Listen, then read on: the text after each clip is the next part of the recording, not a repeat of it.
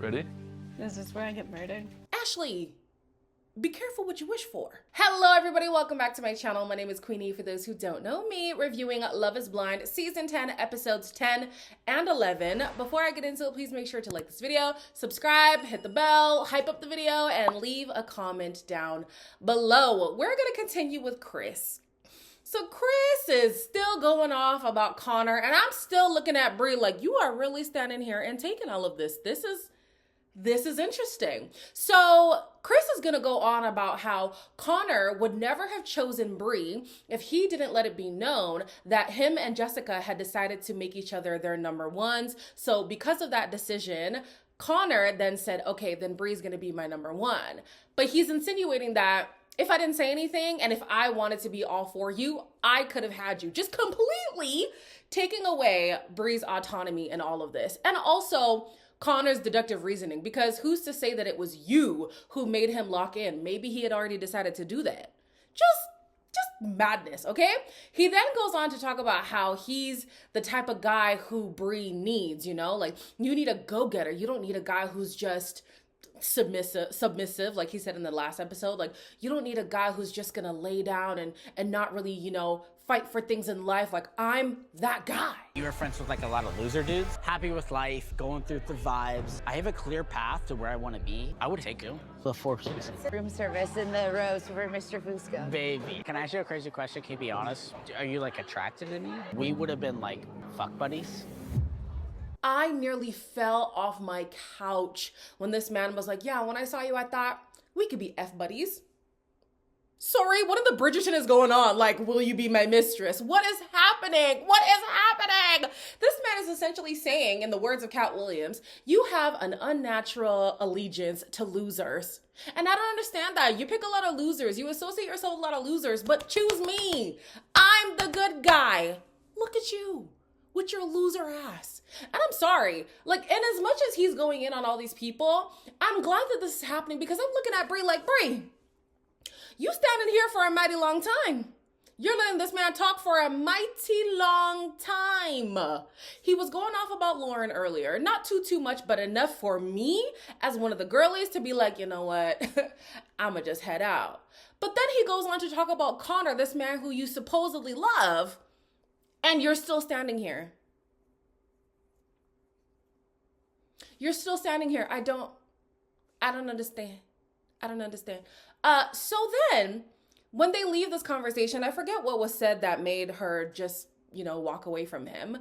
He then goes to dap up Connor as if he hasn't been slagging him off the entire night. I'm like, yo, Chris is something else. Chris then wants to talk to Jessica. Jessica's obviously not impressed by him before today and definitely today. So she's very stone-faced with him. He's trying to make small talk like, oh, how was work? And she's like, obviously work is shit. Like, you've ruined my love life just now. I thought I was getting married in a matter of days and you just ripped that away from me. He's confused why she hasn't been talking to him. He's like, yeah, I've been sending you texts and you just aired me. He's then gonna turn around and be like, oh, I wasn't trying to be mean in what I said. And then he's going to talk about all the things that make her attractive. Like, no, you have dark features. Like, you're so hot. And she's like, save it. I don't want to hear any of this. Like, ugh. I'm so glad it took Chris showing his ass to end things, because I still don't have faith that Jessica would have come to the realization soon enough that this was not a good relationship for her. But yeah, Chris, please. Go. This lady said she doesn't want to speak to him. I hope the only next time she ever speaks to this man is on the reunion. I don't ever want to hear that she backslid and they hit each other up, because he was trying to meet up with her and she was like, no, I'm not interested. I hope that she meant that. We then see Kevin back for hopefully the last time. I don't even want to see him on the reunion, to be honest with you. The way this man just speaks in circles, it hurts my brain. So here he is speaking in circles again. He's like, yeah, Kia is like one of the most amazing women I've ever met in my entire life, and it would have been such an honor to be with her, but maybe I'm just not in the right place. Save it. So he says, what does he say? Yeah, he understands what an amazing woman she is. He understands that he fumbled her, and he says that he will never forget her. And she agrees. Then we see Priyanka and Ashley having a conversation, and Alex's dumbass decides to sit and joined the conversation. And this man had no idea that Priyanka was gonna sell him down the river. Then I ran into you in Austin. Back and forth between Cleveland and Austin. But I thought you said you moved there. I thought you were looking for a place in Austin. I was looking for a place in Austin. So yeah. In Austin? I was one of them, yeah. You were so there Austin to see was your ex. at that time, yeah. The story was a little different when you told it. Yeah, She yeah, was either on an assignment or Yes. something. And Just double teams right now. What's going on? so she wasn't on an assignment. If you want every time I jerk off, I'll let you know. We definitely saw her being like the sidekick friend in the women's quarters, but like we did not see Priyanka. So for them to not only bring Priyanka, but then give her this moment, I said, oh, they know if anybody's gonna deconstruct the lies, it's gonna be this girl. And can you imagine? Alex was making it seem like he was avoiding Priyanka in the pods because he didn't want to ruin her experience. He didn't want to take away from the whole Love is Blind of it all because they already knew each other. No, you were avoiding this girl because you knew she'd clock your tea. And clock it. She did. Because as she's talking, she's like, oh no, but I thought you were with the nurse at this time and during this phase. And wasn't she actually on leave instead of on job or whatever? And as she's like, well, hold on. Because this is not the story that you told me. And Alex does this thing all the time. Whenever he's caught in something, he'll flip it on them like, oh, well, you remember everything you did 3 years ago? Oh, well, you never been with somebody before? Or well, you haven't? And you. No. This is not about me. This is about you. Your story's not making sense. And that's Ashley's main point. It's not the fact that you don't remember every single detail about everything. It's the fact that when I ask you about the same thing, the story is different every time. That's a problem. Every time this woman tries to hold this man accountable, he gets super defensive. He even did that to Brianna. Oh, so now this is a 2-on-1. She didn't even come at you. Like, not even a little bit. If she came on Amber's type of time, the way that Amber was talking to Chris earlier, then maybe I would understand why he's like, oh my gosh, well now I'm just being attacked. But Priyanka was not being aggressive. She wasn't being overly inquisitive. She was just saying, oh, well, I thought A, B, C, and D happened. And he is the one saying things that dig himself into a deeper hole. And it's so painful watching Ashley just throw this man lifeline after lifeline after lifeline. Because you can see that she's like, if you just tell me straight up, I'll forgive you. You can even say, I messed up. I'm sorry. I lied. Please forgive me. And I'll forgive you. Why? Why would you forgive him? Then she came back on side because the man ordered her McDonald's when they got home and he just knew her order and that like really did something for her. Ashley, girl. Ugh, okay. While at the mixer, Jordan was talking to the guys and he said, it's very scary thinking of the reality of being a stepdad so quickly. This is something that I never thought for myself. So the turnaround is really fast and I'm scared. You know, there's a lot to think about. What if she doesn't like me? What if, you know, I'm just not pulling my weight as a stepdad and all that kind of stuff. So he's kind of spiraling. And unfortunately, Amber is overhearing this, right? So she goes to him and she's like, honestly, if you want to bail, like, just let me know. And I'm thinking, baby girl, that's not what he was saying. That's not what he said. But unfortunately, she got in her feelings about this. And when they got home, they are not talking to each other. I don't think I can talk to him about it tonight. I don't want to be with him if he's not ready for a lot of this. Amber. She got pissed. First time we've ever had a disagreement. Well, if you're not certain, then that's that, and we're not doing this. Well, I'm scared. Just trying to talk about the way that I felt. Amber, would you like to talk?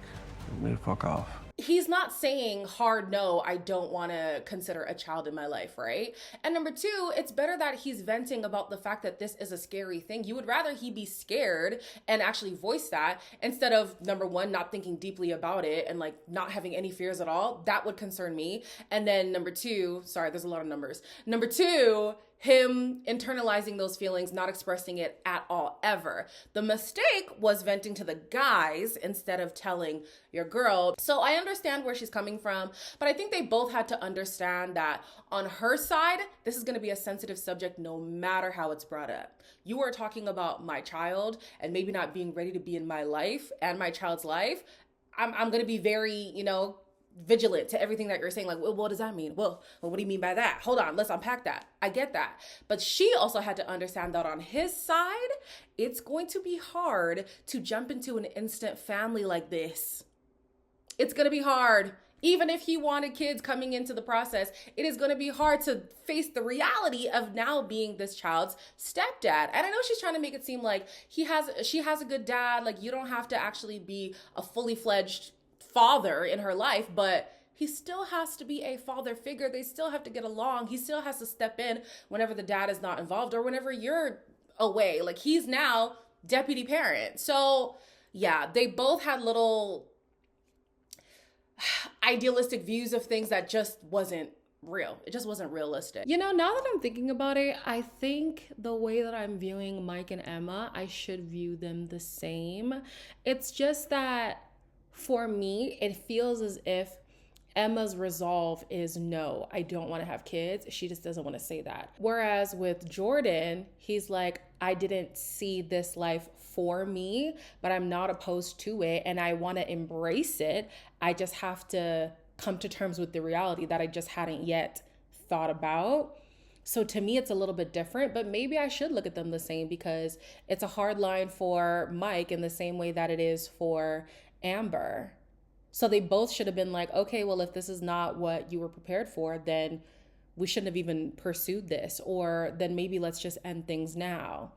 But for some reason, I do have more scrutiny for Mike and Emma. I don't know why that is. So Jordan is like, yeah, this is our first argument. And although I know that arguments are going to happen, I don't appreciate the silent treatment of it all, which makes sense. Silent treatment is like one of the most ineffective ways of resolving conflict. Eventually, they do have the conversation, and Amber says, I don't even mind the fact that you said what you said. I just wish that you spoke to me about it. If it was an issue of our relationship, then yes, I would say let's call it. But if it's a matter of you coming to terms with being a stepdad, those are things that we can work through. And I just wish that you spoke to me about it. So he does agree. He's like, it has nothing to do with our relationship. I am all for you. I just have some hurdles to jump over regarding becoming a stepdad. And I think that's completely understandable. They sorted it out. They definitely did. But yeah, they might have to work on how they resolve stuff, because if he's the type to want to harbor things and not let her know, not be transparent with her, that might be an issue. And if she wants to stonewall him instead of having the conversation, that might be an issue as well. Jordan also spoke about not liking the fact that Amber was projecting her past onto him. So she says she has to build these high walls because in the past men just haven't, done right by her, and she's scared. So they're going to have to unpack that as well. When Connor and Bri go home, he is obviously inquisitive about what happened in the conversation between her and Chris. And instead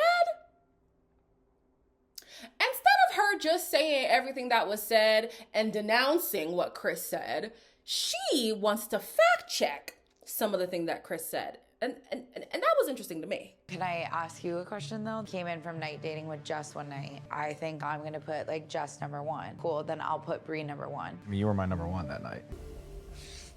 You wanna do the honors? Are you staying in GV tonight? You want me to answer? No. If memory serves me, I do remember being confused how Jessica became Chris's number one out of the blue. And I also was confused how Connor was so like wishy-washy, but then was all for Bri. And I even felt like that last conversation with Emma wasn't as like concrete as it could have been. So I do understand where that little uncertainty is coming from, where Bri's concerned. But Bri, if anybody needs to be questioned about if they feel like they made the right choice or if they feel like they were pushed to make a decision because the other person made a decision, it would be you. Remember how you were acting in Cabo? If Chris had like taken the bait, who's to say you would still be with Connor right now? Like, I don't know, Bri. We really should be looking at you more than we're looking at Connor right now. And she even said in the conversation with Chris at the mixer, why didn't you say all of this in Cabo? What difference would it have made? If you said it in Cabo, where would you be today? So yeah, I'm so sorry. Her trying to flip it on him, being like, oh, well, he did say this and now it's bringing up some concerns. You are the concern. You are. We can look at this relationship and see who is more invested. It's obviously Connor. This man does not play about this girl, but she be playing in his face all day long. Then Bri gets a DM and I'm thinking, you just sat up here and told Connor that Chris has given you the ick. How is he able to DM you right now? Why is he not blocked? At the very least, why is he not restricted? How is he able to contact you right now? Girl, quit playing in this man's face. We have some quick scenes here. Brittany takes Devo to her home. This is also where she runs her esthetician business. I think she does eyebrows and eyelashes and I forget what else, but she runs it in her basement, right? So she's saying, you know, like, I make an honest living. I'm not rolling in dough or anything, but, you know, I live a pretty decent life. And this man's talking about, yeah, some months I can bring in 10K, some months it's 40K. I'm like,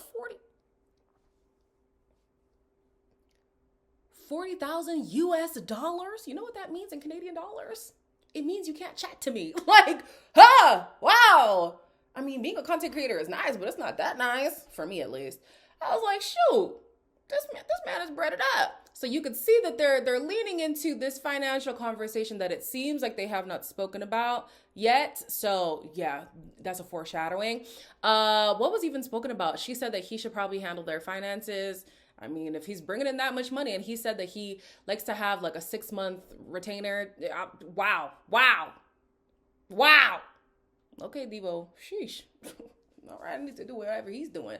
Then we see Bri and Connor. Well, we don't really see them go, but we like see pictures of them in the Grand Rapids. Connor had a conversation with the dad, and it seemed like that went really well. She later says that her family really embraced him, and that just gave her that assurance that Connor is the man for her. We get to the point of the episode where I realize, oh, Love is Blind is playing with me. Love is Blind is playing with me. So all the couples are going to the dress and suit fittings, and I'm thinking, we have 6 couples at the fittings? 6 couples at the fittings? I need at least 3 marriages. I'm sorry. Like, you taking me on this journey with all these people, and most of them don't look like they should be together. There has to be something else that's going to happen. Like, you got to pull a hat trick or something, because I need to see 3. So here at the dress fitting, we see Brittany say what she said at the top of the season, which is that she already bought a wedding dress as a sign of faith. I have some questions, because faith and delusion often look similar. So if the marriage is not to follow through, do you use that same dress at your next wedding? Like, I'll leave my questions there. That's my first question. Until that's addressed, then I'll ask more questions. So I also realized why I don't like the dress and suit shopping portion. It's because Love is Blind takes us on this emotional journey just for most of the people to say no. Like, I love me a TLC show. I loved Say Yes to the Dress. I loved 4 Weddings. I loved all of those things. But we knew those people were going to get married. Like, these people, like, I don't want to see you get emotional over a dress just to say no at the altar. Like, so anyways, the only thing that really stood out to me during the dress fittings was Bri. So Bri tried on a dress that looked very similar to her introduction dress. I'm thinking, oh Lord, okay. And as she's wearing this dress, she's like, I don't know, it feels a little too simple. And everybody in the room is like, no, girl, this is so you. Like, you should have this dress. Like, who cares about the glitz and glam? This is what you want. You need to want this. And in them saying that, she's like, you know what? Yeah, okay, yeah, the dress is me. And I just thought this is very indicative of the journey that she's going on right now, because I feel like the way she looks at Connor is like, Connor is the person who she's supposed to be with. He seems stable. He's like run-of-the-mill guy. He'll give you the things that you want. He loves you. Like, you should be content with that. But does he inspire like passion and excitement and that desire, that burning desire for him? I don't think he does that for her. But she's just settling right now because that's what she's supposed to do. Similar to the dress, it's what she's supposed to like. That's just interesting to me. And then you cut to, what was her name? Ashley. She also had a simple dress, but she loved the dress. She got emotional. I'm not saying that emotions prove your love for something, but you could see that she loved the dress. And I just didn't see that same love coming from Bri. So everyone's going on their final dates. Bri and Connor go on a train ride, I think it was. And you can see the self-sabotage happening in real time, because this man is talking about how he loves her so much. It's like, oh, stop, please. No, don't say that. Don't, whatever. And I was like, okay, what is this all about? Eventually she gets to the point where she's, calling out the things that she loves about him. And unfortunately, it's not characteristics that she can separate from herself. It's always, I love how passionate you are about loving me. I love how giving you are because of the things you give to me. I love how you do this because of what it means to me. You just love me so much, and because you love me so much, I love you so much. You love my family so much, and they love you so much, so therefore I have to love you too. Like, it's alarming. It's very alarming. She's also gonna be like, I'm not even at my best and you still love me. What is the point of even saying that? That was interesting to me. It's like she's trying to say, I don't deserve this love that you're showing me, and you still love me, and so I feel like I need to love you in return. But do you love him? You can't just love him because he loves you. You gotta love him for who he is. Emma and Mike go to pet giraffes for their final date, and Emma lets it be known that she has been thinking about family more and more. When that family comes, like, then it's like cool experience. It's not as if Disney World. And Said with family and stuff, Yeah. like, have you been thinking more on that? but like the way like I feel with you, like safe and stable. I 100% think you are the right partner. I'm continuing to be open-minded. Yeah, that's all. When I see, the giraffes are talking. Go on. I think that will like continue just to grow with time. Sure. So it's still not a solid yes on having the kids. And honestly, if she turned to a solid yes, I would be concerned. It is too quick of a turnaround to change that deep of a fundamental belief so quickly. No. I don't know what it's gonna take for these two to realize that loving each other is not enough. I mean, we're just seeing it with Bri and whatever. Oh, I just love you so much. But like, okay, and then what? And then what? Fundamentally, these two have a big difference that they are hyper aware of, but seemingly still trying to skate over it like it's not that big of a deal, but also making it a big deal at the same time. It's really confusing. Emma says, I know for a fact you are my person. Without a shadow of a doubt, you are the man that I'm supposed to be with. When it comes to the kids thing, though, I'm still thinking about it. I'm still on the fence. And the problem with thinking about it is it gives the impression that you'll one day say yes, but thinking about it means you could one day say no. And that's the problem. You're too unsure. It's not worth the risk. I'm so sorry. Like, love isn't enough. Once you have those kids one day and potentially resent them, then what are you going to say? Oh, well, I told you I was on the fence anyways. No. And even Mike, if this is such a hard line, I need you to start acting like it. For Brittany and Devo's final date, they go to a chalet. I don't know, it kind of looked like a chalet. I wasn't really sure what it was. And they start talking about whether they are sure that they'll say yes to the altar. Devo's like, I'm feeling a lot of pressure. Not gonna lie to you. It's good pressure though. It's good. It's good pressure. I just need to be on my own for like at least 24 hours, complete radio silence, like off the grid. Don't talk to me. Don't call me. Don't message me. Don't breathe in my direction. Like, I just need that. But I'm 98% sure that I'm going to say yes though. I'm 98% sure. Yeah, for sure. Just one more thing. When you were talking to some of the girls, they relayed to the guys that I don't show you enough affection. I don't tell you that you're pretty and all that stuff. And that's annoying to me because, we spoke about this and I don't like that you're talking about me. And here Brittany's going to go saying, no, like, I know that you show me in your own way. What are the ways? What are the ways? If he shows you how much he desires you in his own ways, what are the ways? And respectfully, if you have expressed a desire from your partner and they are so rigid that they are not going to even meet you halfway, they're just going to keep doing the things that they want to do, that's a problem. It is.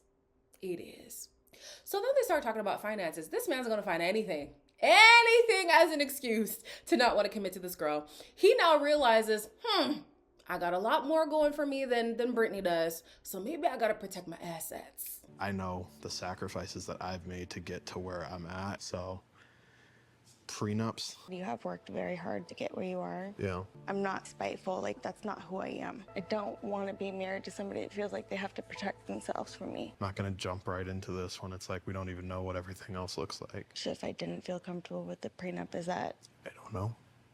I wish you would have brought this up sooner. I used to have Brittany's mentality. If you are thinking of prenup, for me, that makes me think that you are preparing for divorce. And what's the point of getting married to somebody who's not going to be willing to fight for their relationship?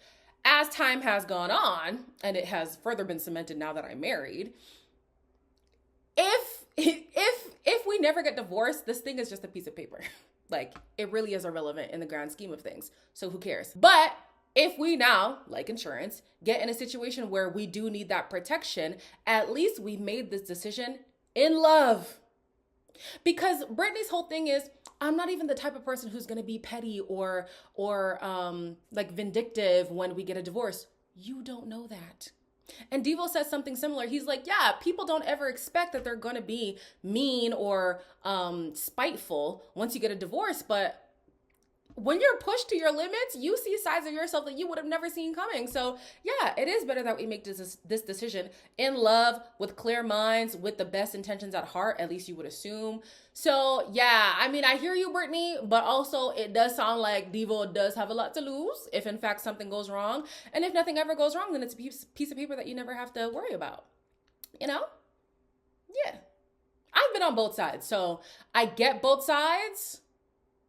But I have a problem with Devo bringing it up so late because you knew this is something that you needed to talk about. And it sounds like yet another excuse, which is what he does. When things aren't going his way with Brittany, he's like, oh, let me use an excuse to justify why things aren't going right. And that's not fair. Amber and Jordan's final date was at Otherworld, which is apparently Emma's favorite place. And Emma was like, oh my gosh, I want to come too. And unfortunately, she couldn't come, probably because like this is going to be a filmed date or whatever. But they do have plans to come to the same place on the Saturday, which is when Jordan is going to officially meet Emma. So they are excited about that. Then we have Ashley and Alex who go to a cabin for their final date. And it's interesting how Ashley tells on herself often and doesn't even realize she's doing it. What are you most excited for on the wedding day? Me running. How do you want to celebrate your first birthday as a married man? I normally like to go like on a trip somewhere, to be honest. No promises. You don't want me to be happy. My friends hate you. I know. Like we're crushing it. Like we've done. Crushing it. The fear of the unknown always gets me, you know that. A lot of things that Ashley says are in jest, but similar to drunken words being sober thoughts, sometimes people hide their true feelings under a joke. Oh, I'm just joking. Hee hee ha ha. I don't know, girl, you're saying a lot of concerning stuff. I think there's a part of her brain, I don't know how big the part is, but there is a part of her brain that's like, you need to abort mission. You gotta run. And she's not listening to that part. Or maybe she wants to embarrass him at the altar. I don't know. But she's speaking a little too positively for me regarding this relationship. Yeah. So she says what was the determining factor for her in the pods about whether or not she should pursue a relationship with Alex was he was so sure, he was so confident, he was so positive. And I wish she carried that same thought when it comes to how he's saying things now. The assurance is not there. The determination, non-existent. The confidence, wavering. He's confident about not being scared about stuff, but the stuff that he's not scared of is scary. And that would scare me. So, I don't know. You liked his confidence, but right now you're not getting a lot of confidence regarding his future plans. So I need you to pull back, girl. Vic and Christine go to the spa for their final date. These two are obviously like the most wholesome, well-rounded couple. They seem the most genuine. They have the hard conversations. This couple makes sense. So the theories are still going around about these two. People now have dropped the whole teen delinquency record thing, and they think the reason why these two didn't go to Cabo and why they're barely shown is because they were never supposed to be shown. This couple was likely not chosen to, finish off the season, but then maybe the producers saw, hold on, we ain't gonna get a single marriage out of the people that we chose, so let's, throw something quick with this couple and then try to follow them after the fact. So yeah, it's possible. It sucks though, because they're our biggest hope. Who else is there to root for? Genuinely. I think Love is Blind has a good 1.5 couples. The half being Jordan and Amber. I can actually see that one, but oof. Yeah, they fumbled. They fumbled with these two. But anyways, we cut to Bri and Connor. They're having a conversation that just had my jaw on the floor. You're not getting the best of me right now. I know I can give so much more. You really do love me for the good, bad, the ugly. I'm gonna start getting emotional. Do you think you were ready for marriage? Transparently, when I came into your house, he doesn't give a shit about anything. What clothes you wear and like how you present yourself. I know like it's such a silly thing about a house and a car, but like that's a reflection of you. There's no pride, there's no like hustle, there's no grit. It just makes me feel like it's lazy. Is he just gonna be a liability? So you someone that's out alphaed me. You're kind of looking at me like, what should we order? Yeah, I would love a nice car. Yeah, I'd love a nice house. But and that's why I do work. Is this a version of negging? Like I don't understand what is the purpose of doing this. Like she's running down on this man and she's talking about all the reasons why she shouldn't be taking him seriously. But like, you love me so much though. And that's why I love you. Like, So here you have Connor trying to be a sweetheart and he's like, yeah, I know my life is not where it needs to be, but like, you know, I'm willing to be the right man for you. I think I am the right man for you. I actually am proud of the things that I have in life. And I think that we can grow together and all these things. And she's like, yeah, but like, I'm conflicted. Are you the right person for me? Or did you just come into my life to show me what it is to be loved? You're telling this man to his face that he's potentially a lesson for you to learn? Are you serious right now? So I was confused if this was a breakup or not, because she is saying, yeah, as of today, I can't say that I would walk down the aisle and say yes. Connor says it would have been a yes for me. So, oof, that sucks. But like he asks her, do you think that there's a day where you could marry me? And she's like, I don't know. So that's not necessarily a breakup. So I'm confused. Like, are they just doing this for camera and then try to pursue things after the fact or what? I think that he should drop her. Yeah, I think he's come around a lot from when we saw him in the pods. I think he did become more vulnerable. He was a lot more vocal than she ever was. He would say his concerns. He would say when insecurities are coming up, when he's feeling jealous about certain things, but he also wouldn't project either. No, justice for Connor, for real. No, justice for Connor. Yeah, man, don't give Bri any chance outside of this process. No. So for the bachelorette parties, it was really quick, honestly, nothing to really point out. The guys did monster trucks and games, and the girls went to a casino. Nothing stood out. So let's cut to Emma and Mike's wedding. So Emma's showing up. She's quite emotional. She's talking about how much she loves him. Like, I love that man. I love that man so much. She's even saying this to Mike's mom. Mike's mom is like, I do love your relationship. It's taken me a while to like process some things, but you know, I'm trying to get on board. And even when she's talking to Mike, she's essentially saying, if you like it, I love it. And we know what that really means. So she's trying. Everyone on Emma's side is talking about how great of a guy Mike is for her. And that's not the question. The question is this whole kids thing. Like, it's a big fundamental difference, guys. And it's not something where like, oh, you just have these little kitties and whatever, life is happy. Your child might have disabilities. Your child might have cognitive delays. Your child might have the melanoma thing that she was worried about, or any other genetic defects or whatever. Your child might not have any adversity at all, but simply raising a child is a hard thing to do. That's a big thing to like. Can Mike stop scoffing at this thing? Like, oh, you should just want to have kids. Like, is it really that deep? Like, yes, it is. It really is. So he says he would prefer if Emma says yes first, because if she says yes at the altar, it means she's saying yes to us having children. It don't mean that. Doesn't mean that. I understand where he's coming from. It should mean that you're accepting me and what I am requiring from this relationship wholeheartedly, but that's not a direct correlation. Like, that's not. So we cut to the vows, And he's still talking about these damn kids. Our journey has been amazing. We have so many questions with the kids. I want to know that you want to start a family with me. It's not fair for you to have to choose now. I can't wait to see what the future holds for us. I gagged. What the hell were these vows? Like, even when Emma is talking, he's like, yeah. But can I breed you? But can I breed you? I don't even know what Mike's gonna say, to be honest with you. He should say no. But he could say yes, and that is scary. Very scary. But hey, we'll see what happens on March 4th. As always, like, comment, share, and subscribe, and I'll see you in the next one.